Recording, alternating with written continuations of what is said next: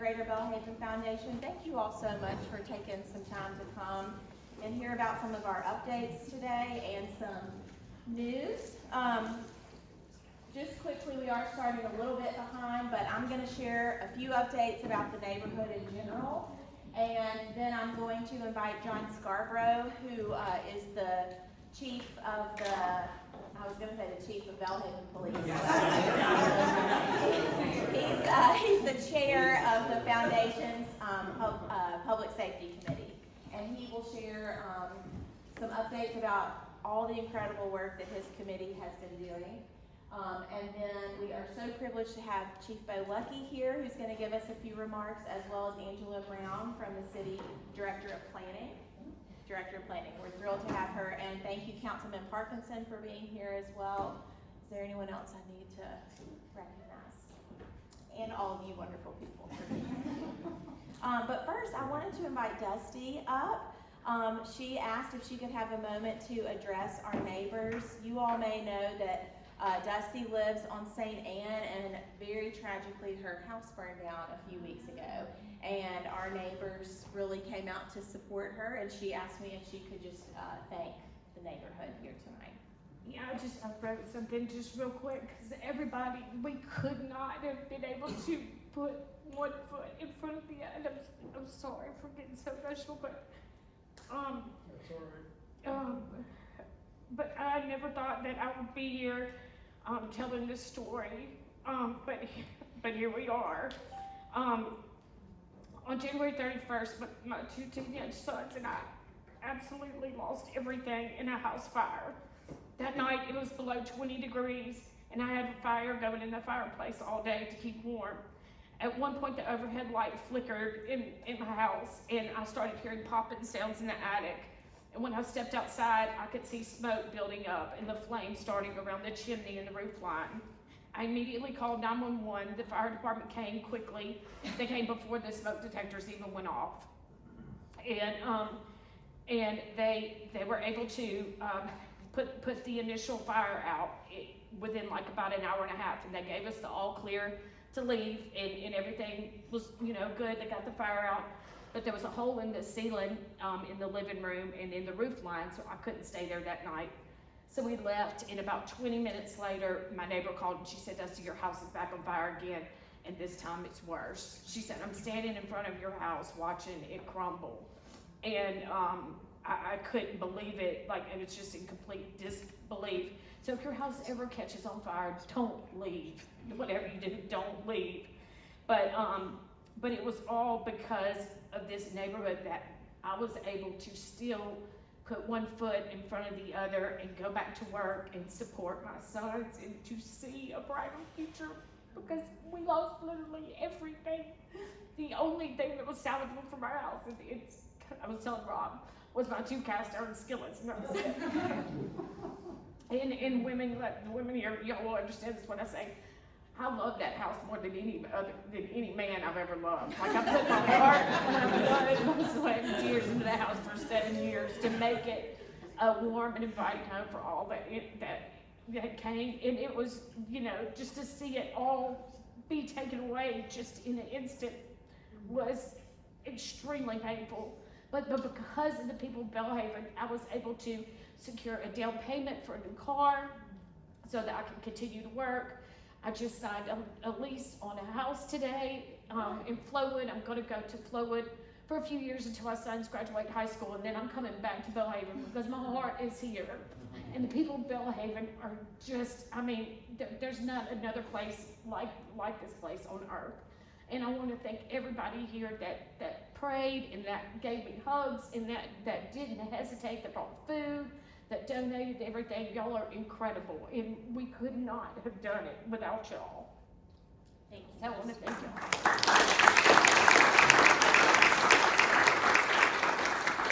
Thank you, Dusty. And I asked Dusty to bring a list of things that they are still in need of, and it is on the table as you leave. So if you still feel so moved to help their family with some of the things that are remaining, that list is there. Thank you, Dusty. Thank you. We really appreciate it. Thank you. Bye-bye. And I just think that so perfectly illustrates Belhaven. It's not just a collection of houses. It is a community where people care for each other and help each other when they need it. So I really appreciated her reaching out and asking to speak to us today. So I wanted to give just a few updates on a few different topics in the neighborhood. The first is some business updates. So many of you may have been to Boondocks Barbecue. We're really excited to welcome that business into our footprint. John just stepped out, but Palm Oak Honda celebrated the grand reopening and its 55th anniversary. It was the very first Honda dealership in the state of Mississippi. So they also invested millions of dollars in Belhaven, which many of you may not know that dealership is considered in the Belhaven footprint, and in the city of Jackson. So we were excited to help them celebrate that. It was also announced that the Mine Center is coming to Belhaven. They're going to be occupying a commercial property on State Street, right next to the cemetery and right across the street from First Pres. And then Shady Nook has reopened as a neighborhood event space, and many of you were able to come to the event around historic preservation that we had last week, which was lovely. So some exciting business updates. We've also been doing a good bit of work around historic preservation, and I wanted to share that with you all. We held that event at Shady Nook. There's a few pictures there where we welcomed members of the city's planning division. Eric Lewis, who is the senior planner for historic preservation, came. He brought a number of materials and business cards. Those are on the table as well if you want them. We also had an open invitation for Sam Wigglesworth, who is a Belhaven resident and also a staff member at the City Department of Archives and History, did a presentation for us as kind of a lunch and learn on the architecture of our neighborhood, and that was fabulous. And then we also sent out this notice. You live in a historic district, hopefully giving you all some more information on those historic tax credits and how to navigate the certificate of appropriateness process, and other things like that. Our parks and trails, there we go. We did about $3,000 worth of mulch. And if you wanted to know what $3,000 worth of mulch looks like, that's it at Laurel Street Park. The mountain biking guys have been working really hard. They had a work day Saturday, building new bridges and cuts and clearing.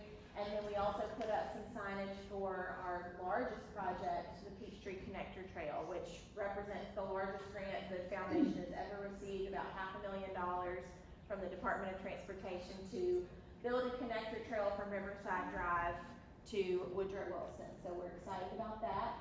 Some infrastructure updates. We did finalize the closure of Gillespie Street at State Street. There's a picture of it there. And also that the area down where Palm Oak Honda is and Scarbrough had their streets resurfaced. So we were really excited to see that. I also wanted to take time in front of you all to ask you to please, before you leave tonight, get out your phone and download the Energy app and the Cities 311 app and use those. Bill is like the app guru, so if you need to talk to Bill about the Energy app, you can ask him questions. He regularly reports light outages and they get fixed. We also had a neighbor on Euclid who sent me a message a few days ago. He reported that he had a dead tree in the city's median, and they came out the next day and took it down. And then when it broke a piece of storm sewer drain in that process, they came out again and fixed the storm sewer drain. So we are seeing results from people using those two apps. So please download them and please use them. These are just a few little tidbits. Sorry, some of my stuff isn't coming up. We started a welcome bag program, so every quarter we see the houses that have closed in the neighborhood and deliver a welcome bag to them. We did 28 last week. Those are our numbers on our e-newsletters. We have an excellent open rate according to communications experts like JT Mitchell. So we're happy about that, and we're going to be sending another hard copy newsletter out in the next couple weeks. And then I'll just ask you to mark your calendar for Art for the Park, April 16th, and our Belhaven Spring Cleanup Day on April 11th. We'll kick off at 8:30 at the BTC. Would love to see you all at that. So quickly, I wanted to share that the foundation's board of directors unanimously approved a new strategic plan. After many months of working on that, we had an amazing consultant, Stephanie Parkinson, who helped us navigate that process. Our vision and mission are here, pretty similar to what we've been working with. And these are the 4 strategic pillars: protecting, planning, partnering, and promoting. And I'm sorry, I don't know why my slideshow is giving me a hard time. There we go.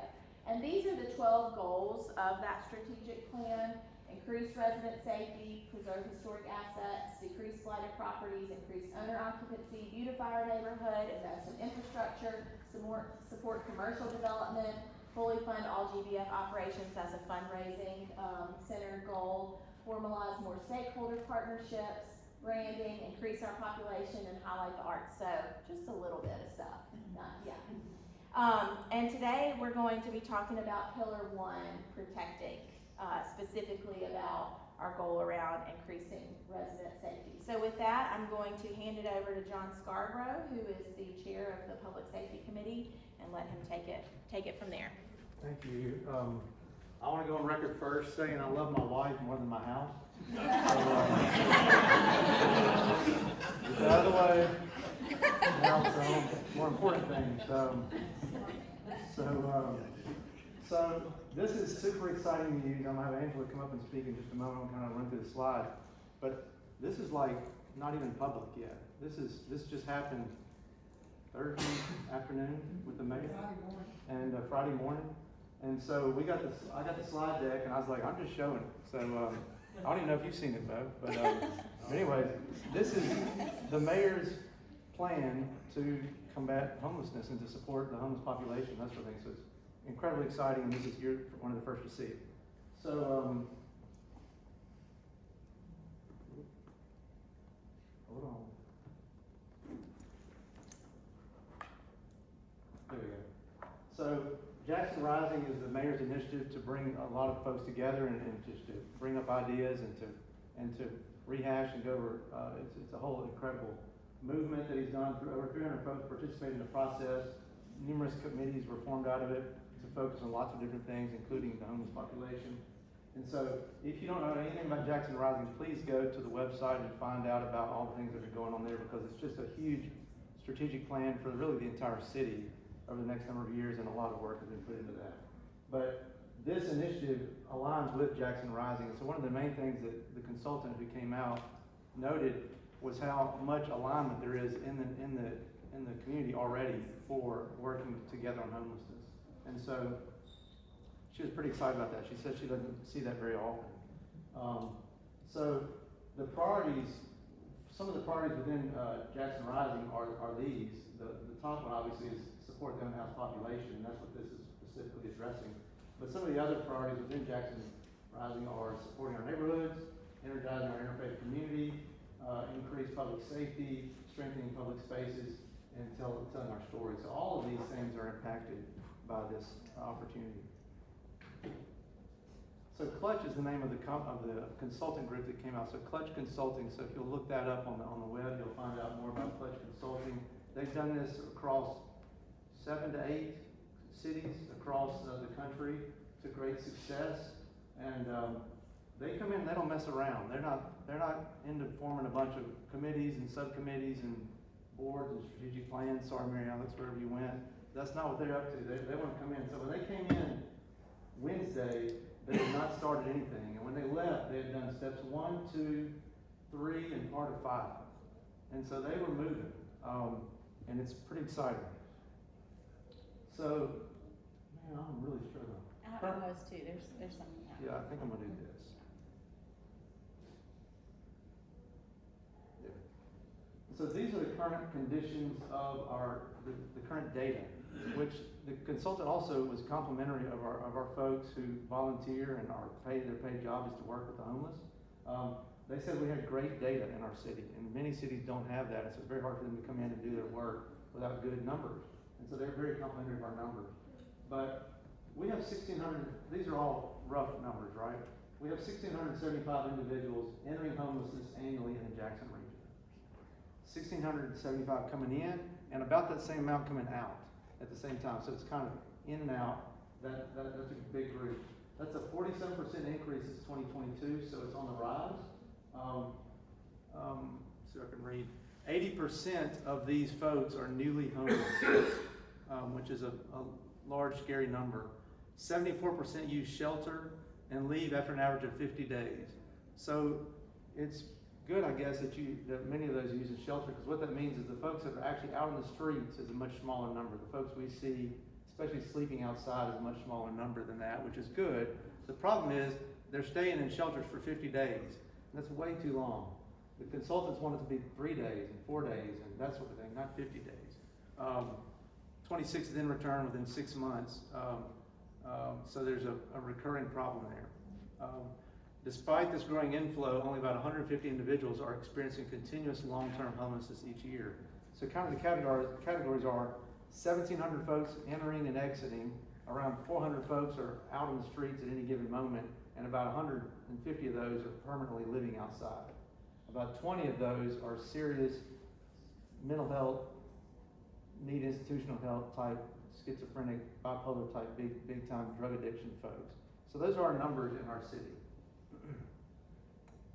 So the solutions are threefold and have been, again, done in other cities. New Orleans, that area, Houston, Atlanta is making big gains right now. Tulsa, Dallas, thank you. But focusing on immediate interventions and rapid resolutions. So for those folks who just come into homelessness, instead of letting them go 50 days, like 3 days, let's get them right back into a place with shelter. Number 2 is targeting encampments and those sleeping outside. Number 3 is activating a complex case team for the most acute cases. So I want to skip this one and go right to this one. The plan, the goal, the objective is to permanently decommission all encampments and prevent street sleeping in 2 years. Let me read that one more time. Permanently decommission all encampments and prevent street sleeping in 24 months for 300 individuals. Would we support that? Would that be good? Yes. Would that be good? That would be fantastic, okay? There are 52 encampments that they found in a one-night citywide survey. 52 encampments, wow, okay. So ways to do that is to activate an early intervention to shift culture from waiting to rapidly getting folks out of homelessness. So what they're trying to say is, for the folks that have just come into homelessness, let's get those right back out of homelessness, get them some shelter and that sort of thing, so they can have some support, and that brings a lot of the folks, that helps the system not have so much folks coming through. Also, the encampments that we're talking about, that will start downtown and kind of work itself out. I'll be honest, I didn't believe, when I came into that meeting, I did not think this way. I thought some people just choose to be homeless. They're just struggling. I don't know, it's just whatever. They just didn't love their wife, so they're homeless, you know what I'm saying? That's a joke, back to the house. But the facts are, through Clutch, that if you go up to somebody and you say, I've got a place for you to stay 2 nights, 90% of them get up and go with whoever's driving the van to take them to that place, 90%. And it's people don't want to be homeless. They want shelter. And then thirdly, activate a complex case team, getting these individuals. They estimate it's roughly 25 to 50 individuals that really are some of the more difficult ones to work with, and so they got to involve law enforcement, behavioral health, and other categories. So pretty robust plan. There's a phase 2 to the plan, which is basically to sustain it and keep going, to consolidate and rebalance day and night services. That's really interesting to me, because what they're saying is people get up and they're hungry in the morning, so they leave wherever they're sleeping. They go across town to where they get food, and then maybe they leave there and they go to some other place and sleep, and then maybe they go to this other place for shower power, and so everybody's just kind of mingling around, moving around. And that creates a lot of activity in our minds. It's really not as much as we perceive, because we kind of see all this movement. And so they want to kind of consolidate that to eliminate this migration and to make it more efficient for the folks that are going through that system, and to make it feel safer to us. I didn't point this out in the beginning. I'll say it because Angela might not say it, but a lot of this consultants' program is to try to create quick results, fast results, because all this takes money.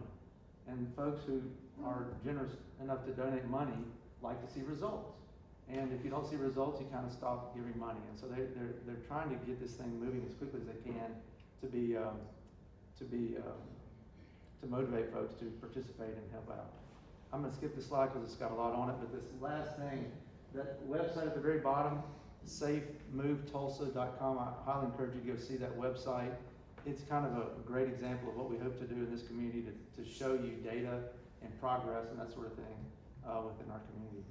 The budget for the first year is $10 million. That's the first 2 years, over $24 million. The great news is the mayor's already found $6 million, and that's incredible. I think some of that's from the city and some of that's from the state as a matching deal, and I give credit to our mayor and leadership for having those funds available to get started right out of the chute.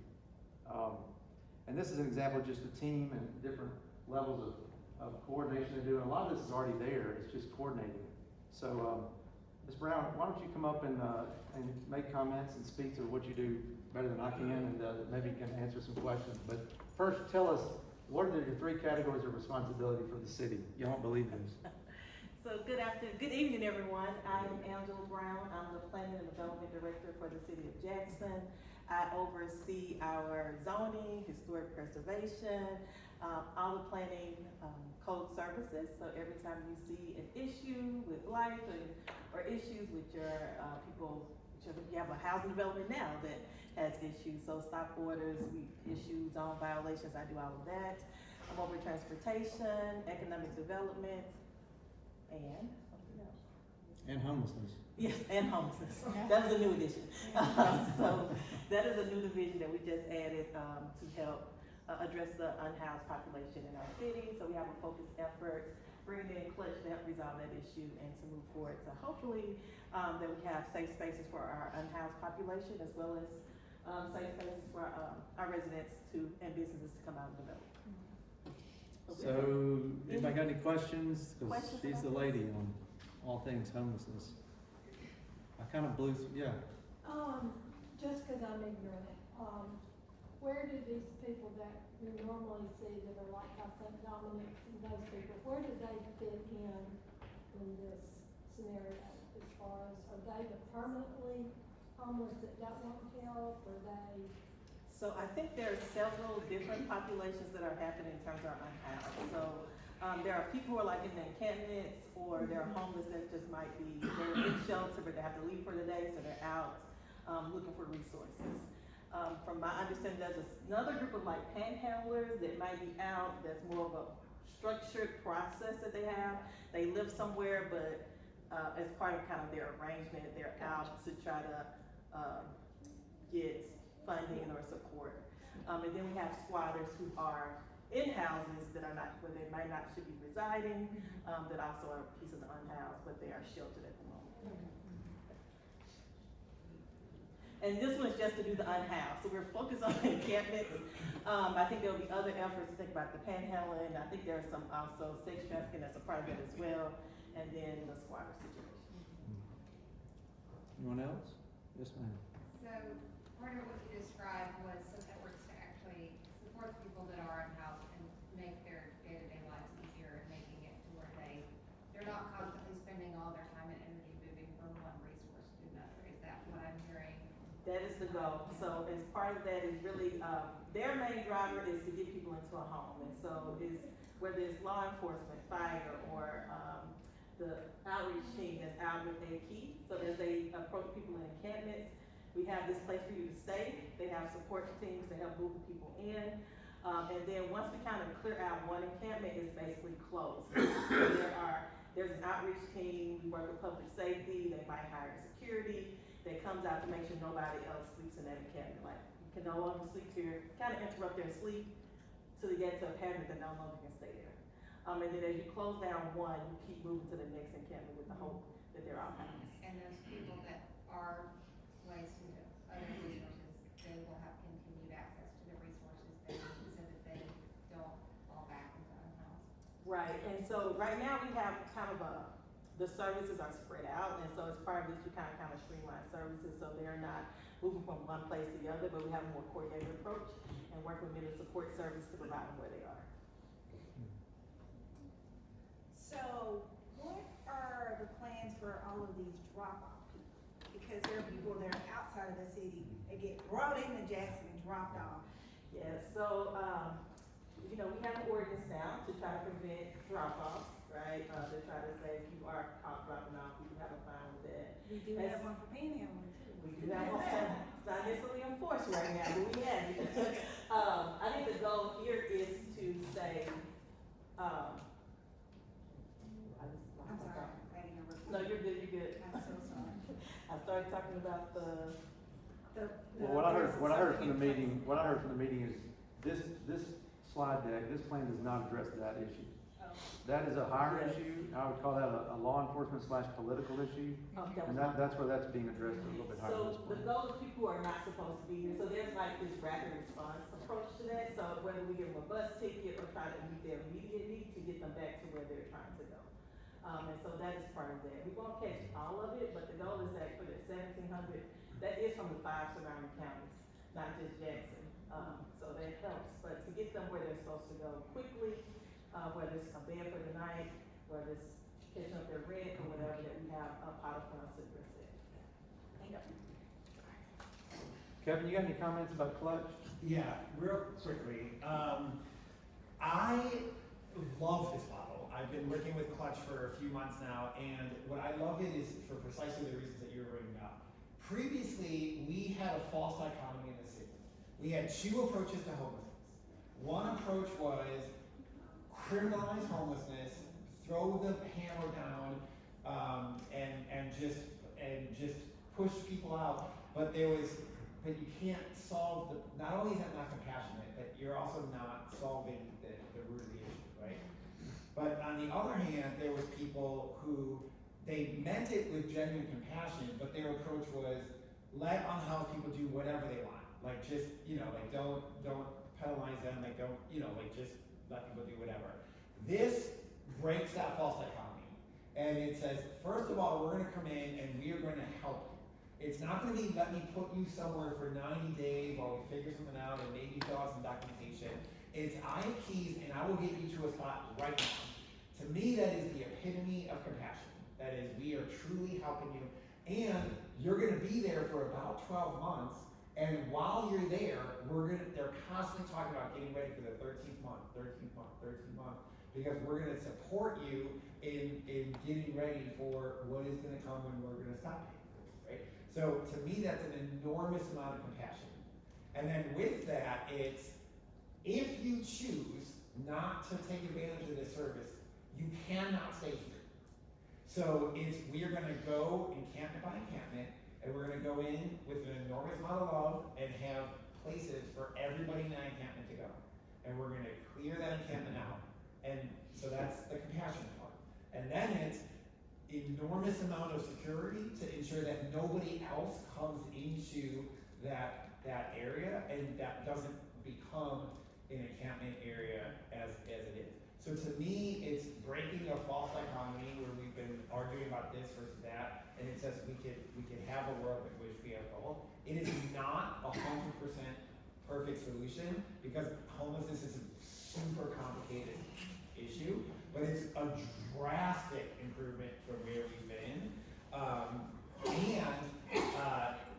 will say, like, I'm obsessed with this model. I think it's important for all of us to support this model because there's going to be competing visions for how to spend our ARPA funds and how to allocate money for this. And I think the more that the city is hearing that this is the model that we really, really like, the odds are that this is the model that we're going to pursue. So I like this model. I hope that it's a model that you can feel really comfortable supporting. And if it is, let your officials know. And hopefully we can get across the finish line. Any other questions? So that model, what has been their success rate, and are there some comparable things going on that make it, reasonable that it would do well here as well? I mean, they've done, they basically closed down Dallas and Houston, so their downtown areas there, which are major cities.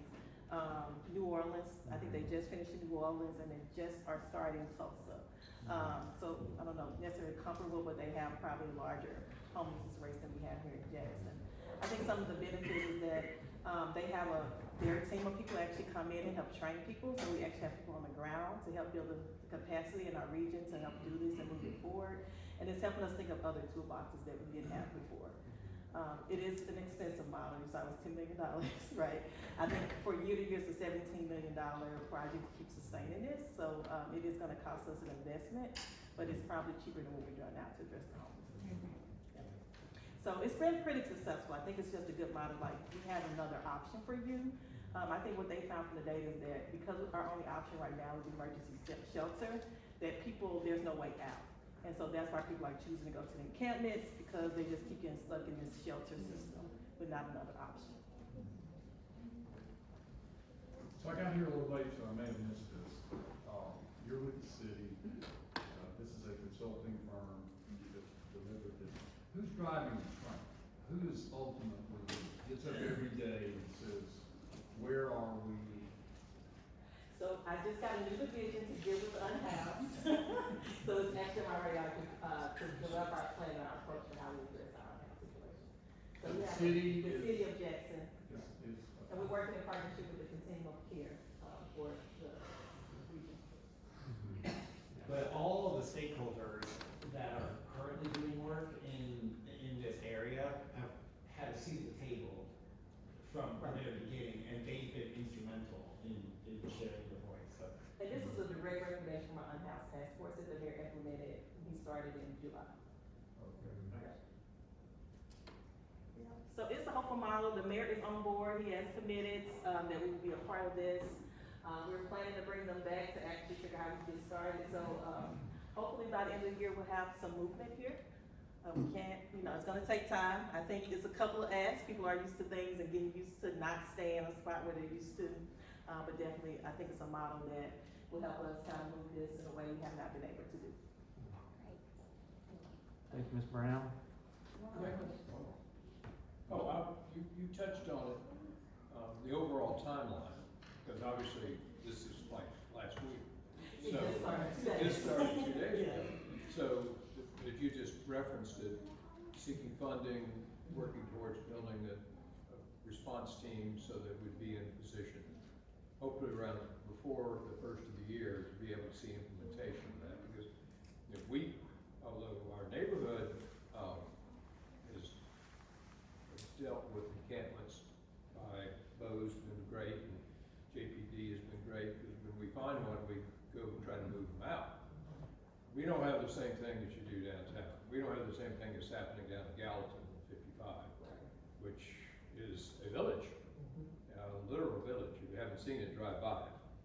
So South Gallatin and 55, just north of the pilot, as a whole. I already got the phone call about it. Well, that part, but we're here to help, and so as we define, as this stands up and there's a place for response, will it be using 311? Will it have its own connection points?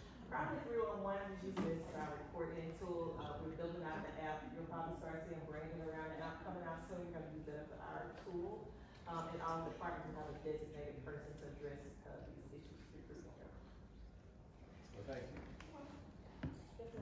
Hey y'all, I'm Meryl Hewitt, and I'm the CEO of Habitat, and even though I've worked with people to become homeowners, they were kind enough to include me in this process at the beginning.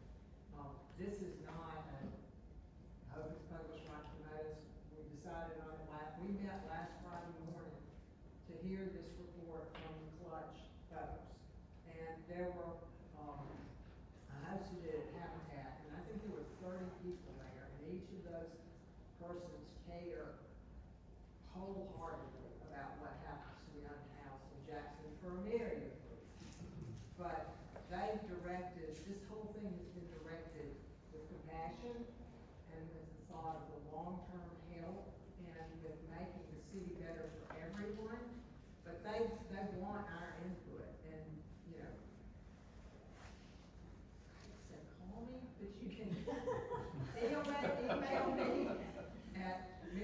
mck@att.net, and, we can get more people there. I think I was the only one in the room that was from Belhaven. I think I was. You were The there. Friday morning meeting? Yeah, I'm sorry, I beg your pardon. We picked the Friday You were morning. there. But, Everybody. we've met many, many times, and we've talked a lot, and this went from a very large group down to a small working group. So, I wholeheartedly support it. I think it's the smartest thing, and pesky problem with 21 million, but that can be managed. I think what they need to know is what ARP stands for. American Rescue Plan. Right, but it comes out of, Mississippi Home Corps. Oh, well, the city has their own ARPA dollars. Okay, as well. I didn't know So that. we have our, application, and then the state has a separate application that they're gonna match ours to help support this. Great. This was about COVID recovery. COVID recovery. And when we first started with Clutch, they said, gosh, if only you had ARPA funds, but of course, no city has their ARPA funds left. And we said, actually, we have some ARPA funds, and they're like, this is a game changer, they're like, this is a possibility, like, we can do this, we can make it happen, so. Yeah. Thank you, Angela. I'll see Angela buy her lunch and tell her thank you so much. She's a huge help. In other news, the GBSA has been around and providing security for our neighborhood for decades now, and so it's officially come on within GBF as of last month. So the GBSA membership made that vote unanimously, so now GBSA is part of GBF, and we're one entity talking about security. And so John Lewis founded GBSA and is on our committee, and so we're meeting quite often talking about all things security. So that's a neat thing, and we're all kind of together there. So less letters for the neighborhood to remember. So our committee is made up of these individuals, and I like to show them because I just want you to see who you can talk to, and who you can complain to, and who you can see who's influencing the information and that sort of thing. We have a great group here of very competent folks, very smart folks in different areas, and so it's really neat. We also have a law enforcement on our committee. You see the three near the bottom.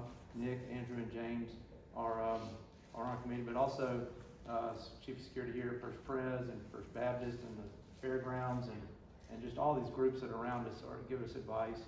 And of course, Chief Luckey has been instrumental in giving us advice on our plan. So thank you all for your commitment on this committee. This is just talking about the timing of everything with GBSA and GBF. We feel good about that. Our strategies are patrol, visual safety, digital safety, and public safety. And that's what we're going to kind of breeze through very quickly. April 1st, Securitas Patrol, which has been going around, is ending. And so that won't be happening anymore. We're going to replace that with Capitol Police. So you're going from a Securitas person to a fully, armed and ready to go Capitol Police officer if need be. And so that'll be off duty through their off duty program that we've established with Capitol Police. We're excited about that. And Chief Luckey told me, and I'll let him speak himself, but the day's coming where hopefully we don't have to do as much painting patrol ourselves as a neighborhood as his team gets staffed up and that sort of thing. His goal is to be able to cover the entire CCID corridor with his staff, and so neighborhoods won't have to be spending as much on after hours patrol. That's great. And then we've just got types of patrol, smart patrolling, seasonal patrol, community events patrol. And we just put a lot of thought into, we just don't want somebody just getting in his car just driving around randomly, right? We want thought put into it. Where are they going? What hours are they going? What routes are they taking? That sort of thing. So just a lot of effort being put into that. The final thing is, what will I see? A lot of times you're not going to see these people because they're patrolling when you're supposed to be asleep, and or when you're maybe at work. And so a lot of the activity that we have in neighborhoods occurs when you're not paying attention, when you're out and about. And so sometimes you may not see them. They're not going to patrol the same streets every time and that sort of thing. They may not patrol your street if it's a dead end very often at all because they're off patrolling some of the major corridors. So just know that it's happening, and you can talk to myself or John Lewis at length about it if you have any concerns or comments about our patrol efforts. Digital safety is, the first thing I'll say is digital is everybody's into computers and cameras and digital, but I'm here to tell you, if the cops don't want it, we're not going to buy it. okay? We're spending your money, you're assessing your assessments. And so if Bo and his team are not gonna use it, we're not gonna get it. We're not gonna be a test place, we're not gonna be testing anybody's software. So just know that. We're very strict on how we're gonna figure out the digital side of things. But one thing we have invested in are these LPR cameras, license plate reader cameras, and they've been up since November. They're around the circumference of our neighborhood. Our neighborhood has 64 entrances in and out of it. Very difficult to patrol that. And so these cameras just are looking at license plates, and since November have read 1.3 million license plates that have come in and around our neighborhood. We have a lot of traffic through here. Those plates are fed to Capitol Police, not me, not Mary Alex, don't call us, we don't know. And Capitol Police has a list of folks that they're tracking and watching and that sort of thing, and if somebody happens to cross our camera, or the same camera system that's in Gluckstadt, or the same camera system that's in Rankin County, they pick that up and they triangulate down and pull them over and use that. So it's working with great effect, and I'll let Chief Luckey speak to that when he stands up. We're gonna have a public-facing webpage that we're working on internally, and so that we hope to share more information there. I encourage you to go to the Real-Time Command Center camera registry, where you can register your Ring cameras at your house, and you're not giving them access to your camera, you're just telling them you have it. And so if something happens on your street, they can say, okay, give me the names of the people that have cameras there, and they can come to you and say, can we get your data and use that? Okay. That scan QR code will get you access to that site that I'm asking you to go to. The final thing is we just are looking strongly at policy and procedure guidelines and to making sure we're covering the neighborhood from a policy and procedure standpoint, and also from a liability standpoint. So we've already been working on that on the digital side. Visual safety is that CPTED. It's called Crime Prevention Through Environmental Design. And it's the whole concept that if it feels unsafe, if something doesn't feel right to you, if you got a lot of blight, got a lot of trash laying around, broken windows, all that stuff, you don't feel safe. And if everything's clean, yards are kept, and gutters are clean, and all that sort of stuff, you feel pretty good. And so that's a real live thing. And so we can't do that ourselves. We need the community to help us with that. So yards, abandoned cars, trailers, there's 450 cars parked in our neighborhood on the street at any given time. 450. It's just that's the way we park around here. But that doesn't mean we need to have trailers and cars with covers on them and all the like. And so we're trying to nicely ask folks to watch for that. But anything that just doesn't look right to you or feel right or want to clean up, we're asking everybody to pitch in, because we're going to be spending money to try to do that ourselves, but we can't do it all. David Turner is right here, and David's working with us a lot on wayfinding, signage. Just when you arrive in the neighborhood, you feel like you've arrived at a place that people care about, and so just a lot of fun things here. The Carl Small Town Center, Mississippi State, is already partnered with us on some other projects. They're partnering with us right now on this project, and we feel really good about that relationship and what their expertise they bring to the table. So we could go on and on about this aspect all day, but it's really one of the key things that we're going to be working on as a committee. And the final thing is just public safety, just coordinating and getting to know and befriending and supporting our Capitol Police, our new Chief of Police, JPD, coming on board, and just giving you the data that we can get our hands on so you know what's going on, are we improving, are we getting better. We have consultants that we use named Psalms, and they are there to kind of help us as a committee do some light investigative work or whatever the case may be, and they've been great. We've been to the CCID court and met the judges there and found out about them. Does everybody know what I'm talking about when I say CCID court? If you're a business owner in the room, and you need to be aware of what that court's doing. And in the old days, something bad happened to your company, and you probably wouldn't pursue it. You probably wouldn't do anything about it just because you didn't believe anything would happen. You didn't think anything would come true of it. But that's not the case anymore. That court is business. I mean, they're working, and they need cases. So I encourage you to find out more about that and be aware of it. All right, I'll wrap up. These are security tactics. We put a budget together of $220,000 for these security tactics: traffic calming, patrol, technology, environmental design, those sorts of things. Our historical way that we funded all this was through two entities, kind of split 50-50, the GBSA and the GBF, each paying kind of the GBSA paid primarily for patrol and some other items, and we paid for other items. now that this two entities are becoming one, the foundation is, got the $220,000 budget to spend, and the bulk of our money as a improvement district goes to security. Sarah's our accountant and keeps our books, and she knows quite well where everything's going, but, so we're spending the bulk of our money, 60% roughly, on security. But we don't have $220,000 as a improvement district to spend on that. We have the monies that you're assessed every month or however often that occurs. We don't have all that amount. And so what we're asking for is just support. In the GBSA days, some folks would give $35 a month through electronic fund transfer. Maybe many of you have done that for many years. So we're turning all that off because we need to, because that entity's going away. But if you're so inclined to continue to give or support further security measures, that would be the way we'd ask you to do it. You can do it through a one-time gift through the foundation website or through a monthly recurring EFT. But basically, we're going to do all these things. We're either going to do them as big as a circle, or we're going to do it smaller. We're just going to work within our budget. And so we ask you to support, and please spread the word to your neighbors about the opportunity to support our efforts. We're trying to do everything we can, as transparently as we can, as based on data as we can, so you feel good about how your money is being spent. So that's what I'm talking about when I say broaden the base. Just invite 4 or 5 neighbors into this, share the story, and know what's going on. So I'm going to ask Chief Luckey to come up and share some words. He's been a fantastic partner to us and giving us some great advice on what to do and really what not to do. And he's been really helpful for that. So Chief, come on up. Thank you.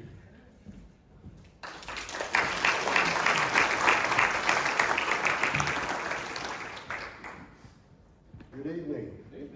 Thank you all so much for allowing me to be here tonight. It's always a privilege to get to come talk to the community and represent Capitol Police.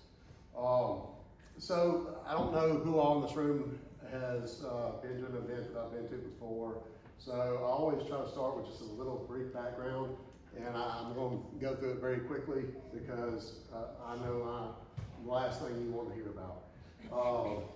But a little background on me. Born and raised in Brandon, Mississippi. Still live there today. I've got 21 years in law enforcement now. I started in 2005 at Brandon Police Department. And in 2008, I decided, I graduated from Mississippi College in 2004 with my bachelor's in criminal justice and a minor in psychology. My father was a state trooper, so I grew up in the passenger seat of that highway patrol car. And that always was just what I was going to do in life. That was it. And my father tried everything he could to talk me out of it. He even threatened physical violence on me if I ever became a police officer. But obviously that didn't work. But I graduated from Mississippi College 2004, criminal justice degree with a minor in psychology. And those two things kind of go hand in hand, psychology and criminal justice. Not that I'm a psychologist by any stretch of the imagination, but it's always fascinating to find out what the holistic approach is, why people do what they do. It also helps when you're talking to people to kind of read them and read what they're going through when you're listening to their story and things like that. Well, in 2008, I decided to pick up and go to school full-time again. So I enrolled at Mississippi College School of Law in 2008 and went full-time. Wasn't going to work. I was going to do it right, just like they tell you have to do. And I found out late in that year that my wife and I were pregnant with our first child, who is now 16 years old. So obviously unemployment wasn't such a great deal at that point. So I went back to work full time, went to the sheriff's department in Rankin County, worked in the jail. He let me work around my school hours, still went to school full time. Graduated, fast forward, went back to work at Brandon PD. They also let me work around my school hours. Graduated in 2011 from Mississippi College School of Law, and at that time got an offer to go to the Attorney General's office. Went to work at the Attorney General's office under Jim Hood in 2011 in their Consumer Protection Division doing white collar crimes. Like watching paint dry. But you know what? It paid the bills. That was great. It was great.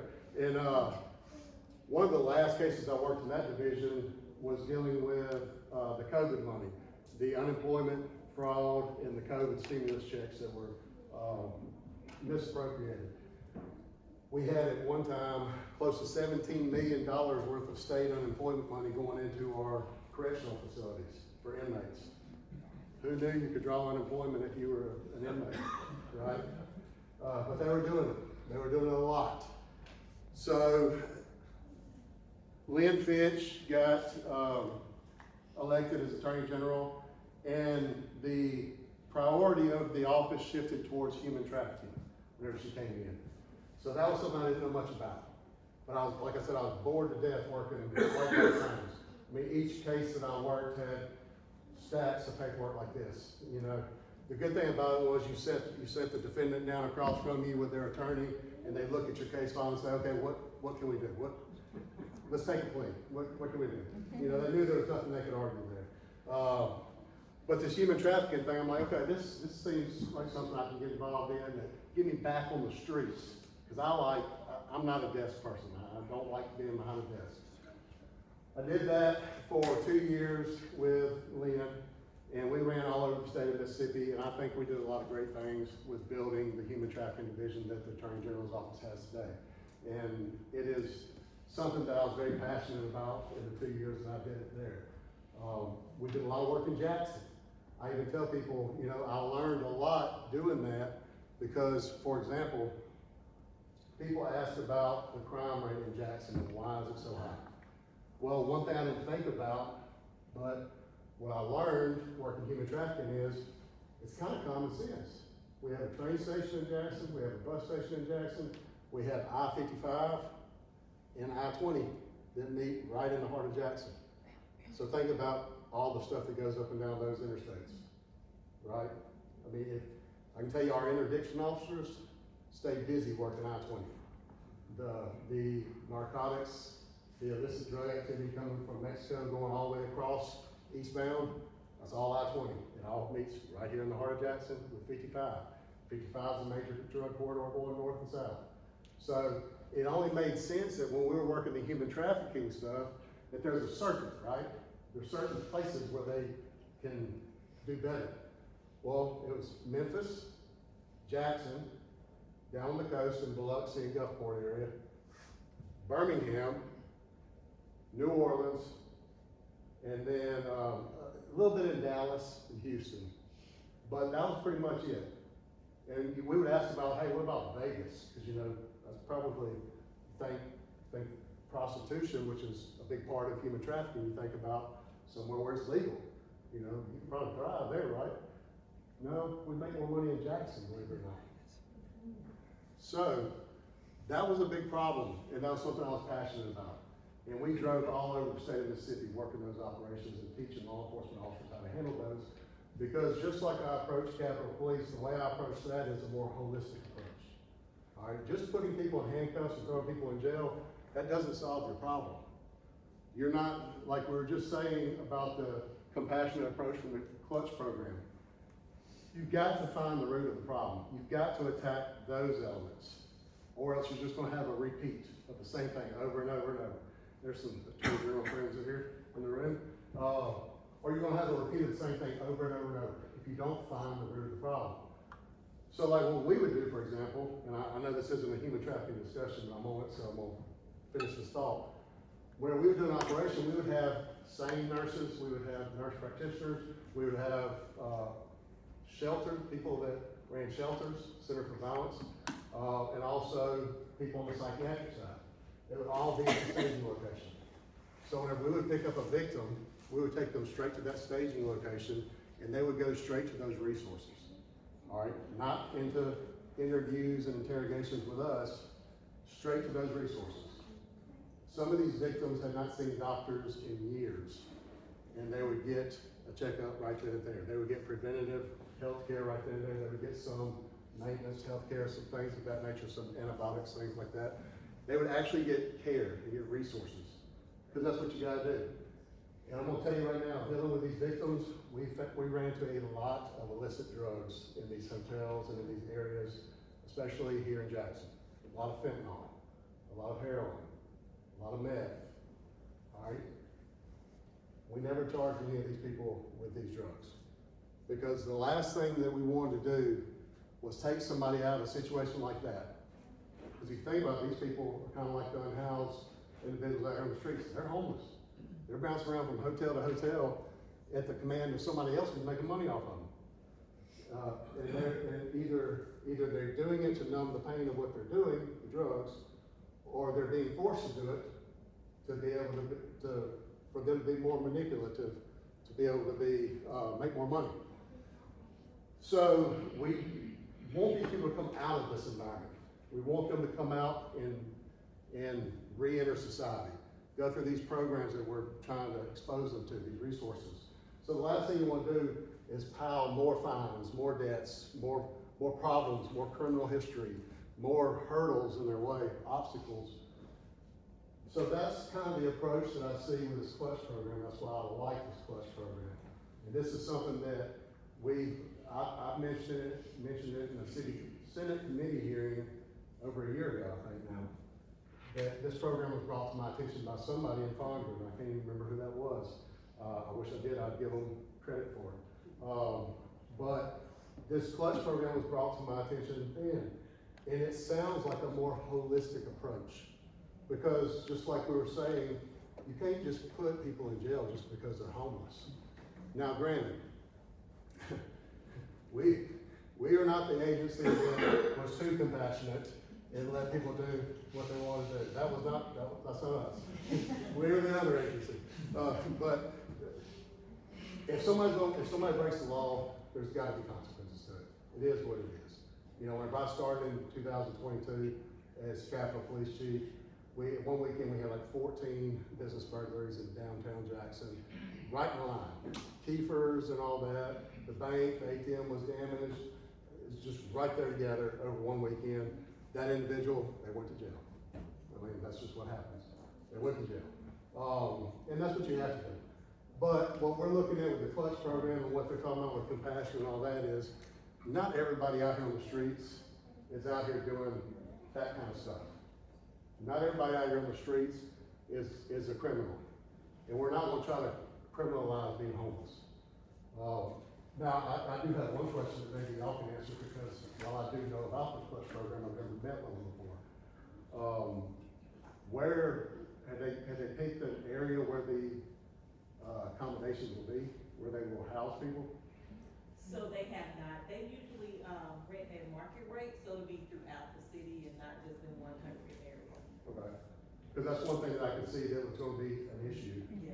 If all of a sudden, as much as we all want to see this program be successful, you know, if you start seeing a bunch of homeless people moving in next door, Yeah. you know, we can be as compassionate as we want to all day, but that's good to hear.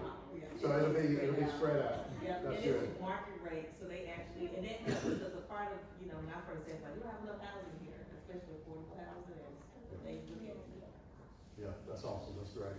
I mean, it sounds like a great program from what I've seen. I've got a pamphlet, like I said, at the office, and I showed it to you the other day. And I think it has about the same figures, like 21,000 per person or something like that. But that's an old pamphlet too. But it looks like a great deal. Now, keep in mind that this is a process. This is something that's not gonna happen overnight. Even though they are gonna be rapidly housing people, it's still gonna take time. So anyways, let me get back on point now that I've got off point.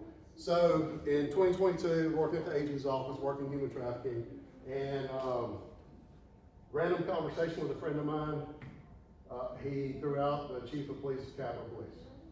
And at that time in 2022, we all know what Capitol Police did. If you don't, they were security guards in state buildings. That's all they did. I mean, that's just it. So I kind of laughed at it. It's like, you know me better than that. I don't sit down anywhere. That's not me. He's like, no, we're looking to build it into an agency that's going to be a real law enforcement division, that's going to be an asset for the city of Jackson and the state of Mississippi. Okay, so against my wife's wishes, I applied for the job.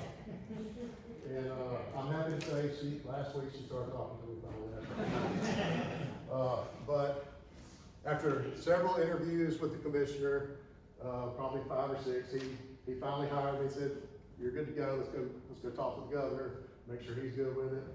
He said, he said, "I trust you, Sean," and the rest is history. So for 4 years I've been with Capitol Police.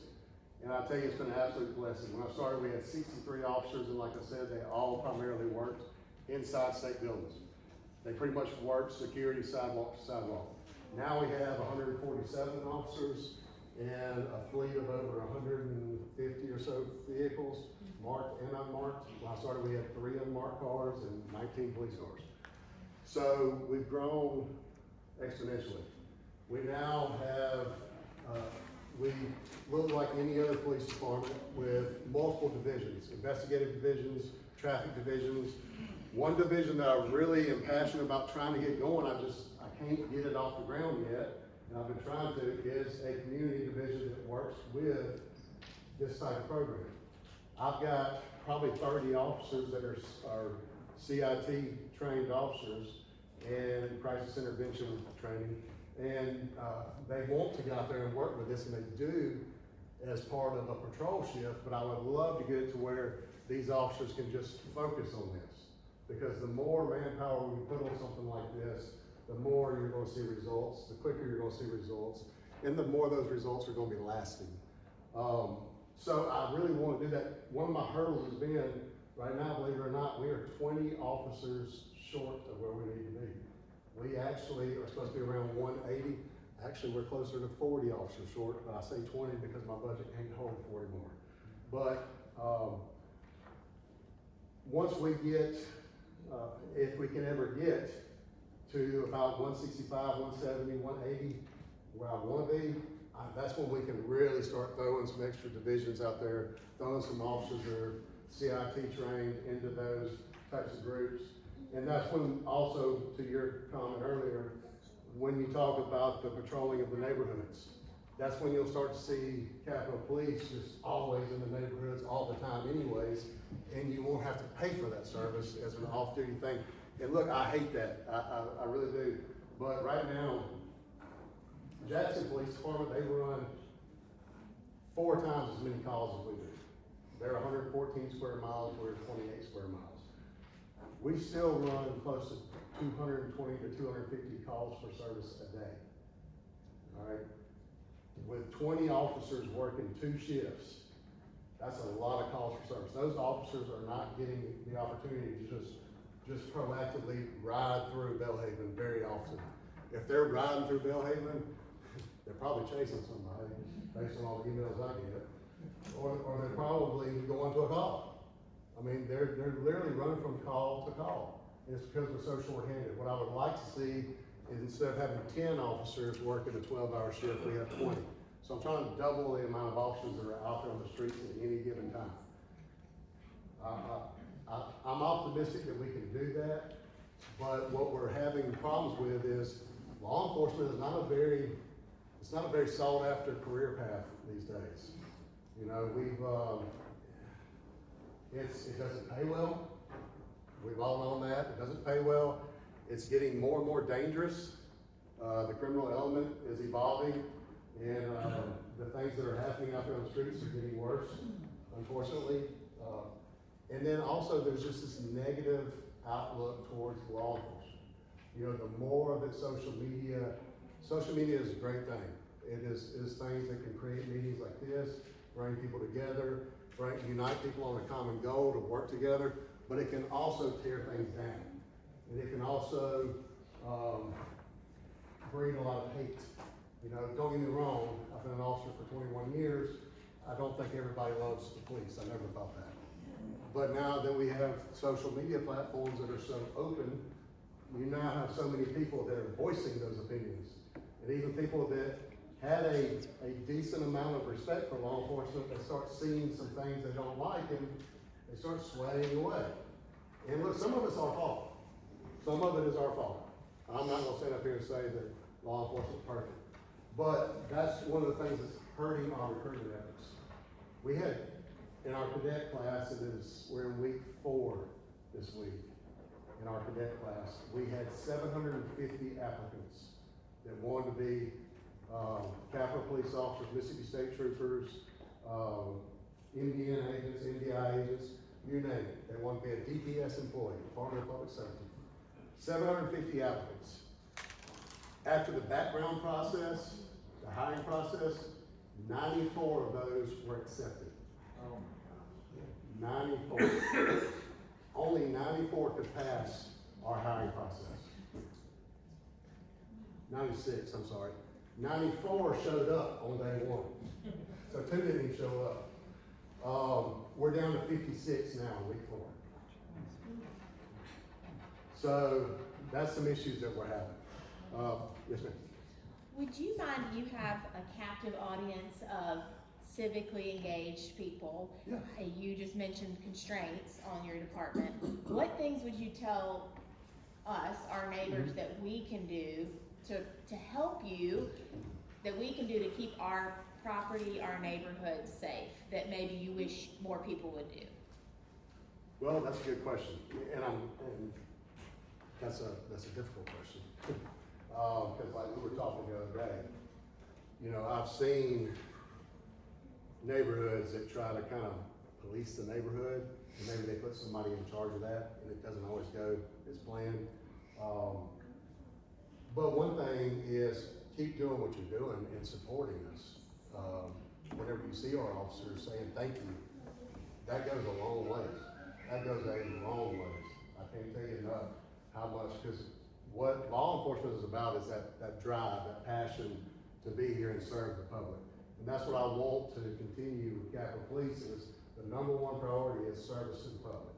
And the more that our officers here thank you, the more our officers feel appreciated, the more they're rejuvenated in that passion. Because a lot of burnout with law enforcement is feeling like you're doing a thankless job. You're doing something that nobody appreciates. Now that's not to say that we don't want to be critical of when our officers do something wrong. That's my job. I'll hold them accountable. You let me know and I'll hold them accountable. But what is really great about Belhaven, Fondren, CCID, City of Jackson, we get a lot of thank yous. We get a lot of praise. The officers that have come here from other jurisdictions are even like, look, I've never been told thank you this much. Like I was leaving Kiefer's the other day and somebody slammed on brakes, rolled their window down, screaming at me and saying thank you so much. Well, no, thank you. I thought something was wrong. I'm glad that that's all you wanted to tell me. But that's a huge way to help us, and people don't realize that. As far as what you can do in your neighborhoods, check on your neighbors. Get to know your neighbors. Let's get back to the good old days where we knew each other. You know, and look, I'm just as guilty as anybody else. The neighborhood I lived in on the reservoir whenever I was newlywed, I probably couldn't tell you 10 neighbors that I had. You know, we're busy. Life gets in the way. I've got 3 kids at the house. I'm a dance dad. My 2 girls dance. We've had competition the last 2 weekends in a row in Hattiesburg and Petal, and another one coming up on the coast. So, look, I get it. But let's try to get our neighbors again. Let's try to be good neighbors. Let's get along. Let's look out for each other. That's the big thing. Let's look out for one another. If you see something going on at your neighbor's house, call your neighbor. Call us. I don't recommend when we're talking about the homeless community and vagrants, one thing that I do tell people, and I mentioned this to you the other day, I don't recommend approaching them, okay? Now, I know the numbers that you shared earlier, there's a low percentage, like 25% with alcohol or chemical dependency and mental, I think it's gonna be much higher than that. The mental, Self-reported. right. The mental health crisis that these individuals are going through, I mean, my wife has asked me so many times, why are these individuals out here on the streets? Why in the world do they not want to get off the streets? And they do, as long as they're not a slave to mental health crisis, chemical dependency, because those are the two number one things that are keeping them from getting better. These mental health crises that they're facing out there, and whether it's from the drugs or whether the drugs were meant to help the mental health crisis, which one came first, the chicken or the egg, you know, the age-old story. But it's not good to approach these individuals, even if you're trying to do something nice or good for them. It's just not something that's necessarily safe. And especially if you're going to go up to them and criticize them or get onto them, Like say, hey, you can't do that. If I do that dressed like this, I get a different response than if you do it dressed like that, okay? No matter what state they're in, typically I get a different response than you will. And if I get the bad response, the same response that you get, I'm trained to handle that response in a way that I hopefully go home with my family and everybody's safe. So I don't recommend people getting out and actually interacting. Another thing is whenever you get out there and you do interact, sometimes you create a situation that would have never happened had you not. There's a lot of times where these people in this homeless community, they're, like you just said, they're transient. They're going from one spot to another. They've got, it's either sit under a tree or a bridge or walk around. Well, they're walking around. And if we go out and stop them and approach them and be like, hey, what are you doing? What are you doing in this neighborhood? You don't belong here, where do you live? Blah, blah, blah. And we create an escalated situation where they probably would have just walked through anyways and been gone. But now we've created a situation where we've got to call the police. And then, look, we all want to do something to help that community. But we've got to leave it to the professionals. Like we talked about in my office the other day, you know, I recommend if you want to help, donate to the shelters and to the facilities that are set up to provide those resources. Because like we just said, they're moving from place to place to the resources. So let's minimize the amount of moving around they're doing. Let's provide the help and the resources to the places that are set up to do that. That way there's not a lot of moving around and a lot of displacement. So, Chief Luckey, could you briefly update us on the 911? yes. Now, if you do run into an issue, I still give out our main number, 601-359-3125. After 4.5 years of repeating that number, I'm sure everybody knows it. 911, it is functional, it is working. We are receiving 911 calls, however, we're still having a problem with the cell phone 911 calls coming directly to us. I'm being told that's because there's not many towers that are in the CCID. They're mostly on the outskirts of the CCID. So chances are when you call 911, the 911 system is locating you at that tower, and the tower is not in the CCID, so it's sending it to JPD. Or if they're busy, it's sending it to Clinton PD or Hines County SO or something like that. But the good thing is, if you call 911, somebody should answer, because if it sends you to Capitol Police, we'll answer. If it sends you to JPD, they'll answer. If I don't answer at Capitol Police, then it rolls over to the next agency. It doesn't just ring forever at one place. It rolls over. So after, and I don't know how many rings it is, but after a set number of rings, it rolls to the next agency, So you might end up talking to a dispatcher somewhere else. Like if our dispatchers are busy, it could be a dispatcher in Clinton that actually answers the phone call. But if you tell them where you are, what they're doing, they will relay it directly to us. And I will tell you, Jackson Police Department, all the agencies, they are doing a phenomenal job of getting the information back to us quickly. So what we are seeing is, I was just looking at it today before I left, I was talking to my crime analyst about the dashboard that you've seen. 4.2 minutes is 4.4 minutes is our average response time right now. So once we get the call for service, officer showing up on the scene, averaging 4.4 minutes. Now, does that include, like a UL monitoring station calling for a business or for a home? Still that kind of response, and y'all treat it that way? Or what happens if I know they don't call 911, they call a regular number, right? Right. So, I'm just wondering if that. So if you have your home security system set up to call Capitol Police, then yes, I mean, those calls are coming directly to us, especially if they're calling the 601-359 number. They're not being routed all over the county, they're coming directly to us.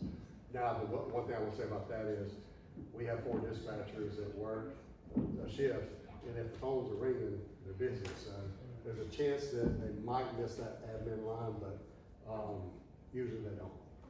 I've never called and they didn't answer, so. But some of these, monitoring stations do call back, right? I mean, to check that you did get the dispatch and you are sending an officer out. I would imagine so. I would imagine, especially if they don't get a call, an answer on the first call. I do know that we're answering a lot of alarm calls, so obviously they're getting through. But as far as their policy and what they do, I couldn't. What does it take to fix it? To fix the 911 system. They're working on it. I know that, but- Motorola, Entrada, all these corporations. That's the crazy thing about 911 services. It is filtered through corporations, not law enforcement agencies. Now, Hines County is who is in control of the 911 hardware. But as far as the software and how you receive calls, that's all through AT&T, Motorola, Entrada, all these big name corporations that are not law enforcement agencies. So it's unique that we have such an important, unique function for society that is not even controlled by a law enforcement agency. But they tell us they're working on it. They say that they have a fix and they're working on updating and it should be fixed, and we're still waiting on the timeline of when it's gonna be fixed. It's not just us though. It's Gluckstadt, who's just a newly formed police department, is also having a lot of issues with their 911 system because the same people it's the same issues across the board. But I'm hoping that it's gonna be something that gets fixed soon. As of right now, I mean, have you experienced where you've called 911 and nobody's answered? Yeah. Okay. Was that recently? No, Okay. How long ago? probably a year ago. Okay. That was right at the beginning of us getting into it. Were you able to eventually get through to us or somebody? I called you direct number. Okay, yeah. So, we moved into our new police department in October of 24. And we were supposed to be done with our 911 system by March or April of 25. And we kept getting the runaround, so we finally just got somebody in charge of that project at Motorola, and their response was, oh, well, we didn't even know that we were supposed to be doing that. Well, you're 12 months out. So according to their timeline, we're still a few months out from even their timeline. How that happened, I don't know. I can tell you we have a completely different project manager now from Motorola who has been nothing but apologetic and nothing but has been easy to work with. But however, it got lost in the shuffle somehow.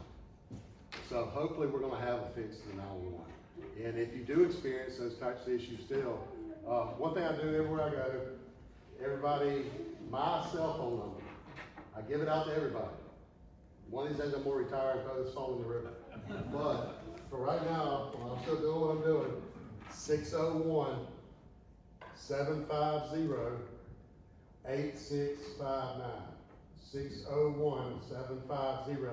601-750-8659.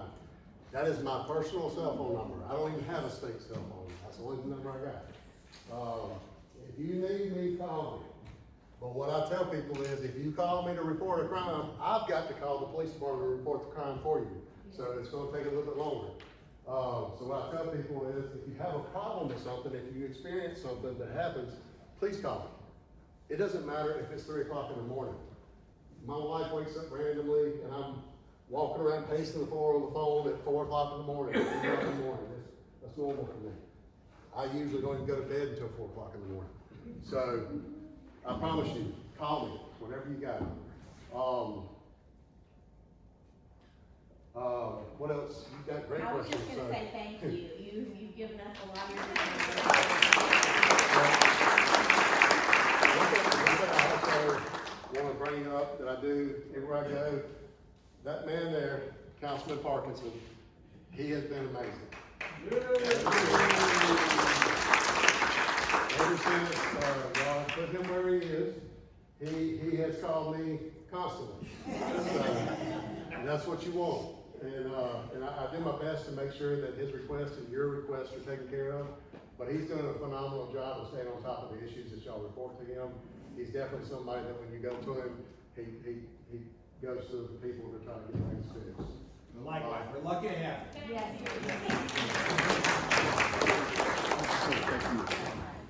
Thank you again, Chief Luckey. Get back to doing some dance, Dad. Yeah. Well, that's gonna close us out for tonight. I wanted to, again, thank John Scarbrough. Y'all, he's added such an incredible amount of bandwidth to the foundation. So thank you, John. I'm happy to take any just questions that people wanna have, but I know we're getting on 7 o'clock, so y'all are free to go at any time. But if anyone has a question, I'm happy to try to answer.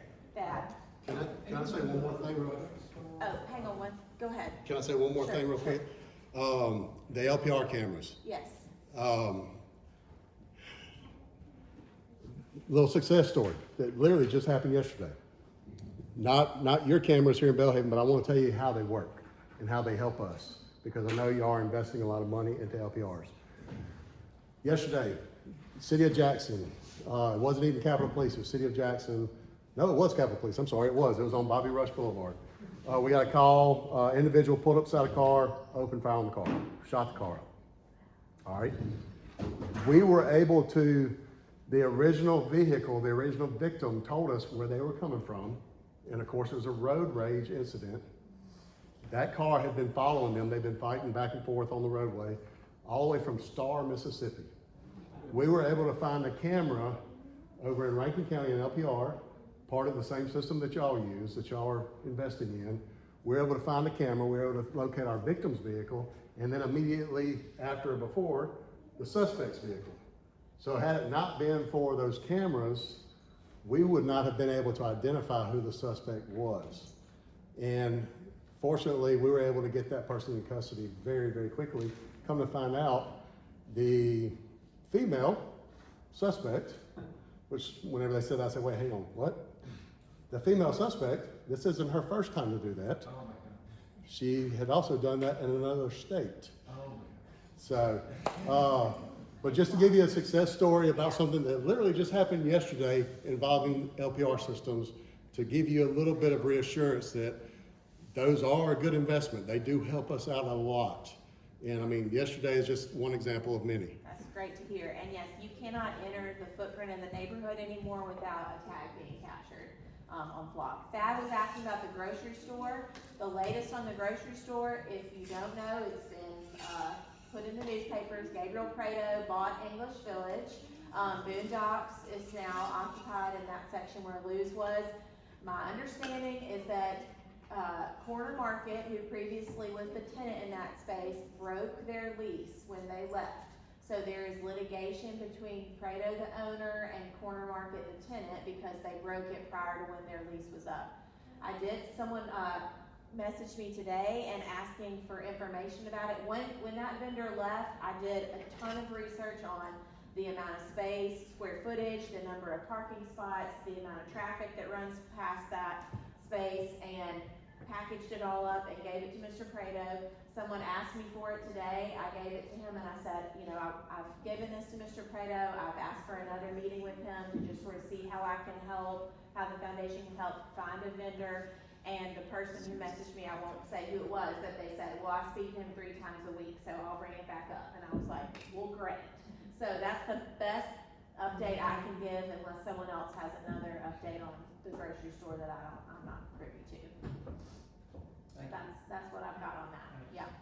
Any other questions before we go? Thank y'all. Have a great night.